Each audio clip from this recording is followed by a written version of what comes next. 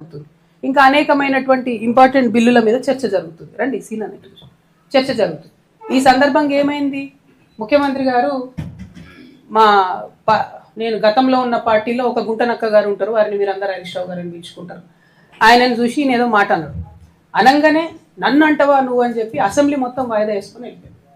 అరే ఒక్క మాట వ్యక్తిగతంగా ముఖ్యమంత్రి ఏదో నిన్నంటే మొత్తం అసలు ప్రతిపక్షమే లేకుండా, ప్రతిపక్షం అంటే ఏంది, ప్రజల గొంతుక, ప్రతిపక్షం అంటే ఏంది, అన్యాయం ఎట్లా జరుగుతుందని ప్రశ్నించేటటువంటి ఒక వాయిసే ప్రతిపక్షం.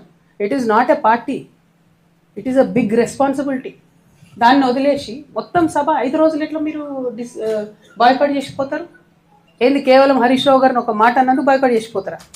కేసీఆర్ గారిని ఎన్ని తిట్లు తిట్టినా రేవంత్ రెడ్డి గారు ఎప్పుడన్నా బాయ్కాట్ చేసిన హరీష్ రావు గారు?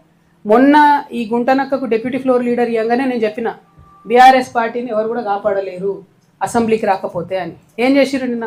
పోనీ జనరల్గా నేను కూడా పార్లమెంట్లో పనిచేసిన కదా, నేను కూడా ఎమ్మెల్సీగా పనిచేసిన కదా, ఒక ఏదన్నా అంశం మీద మనకు అభ్యంతరం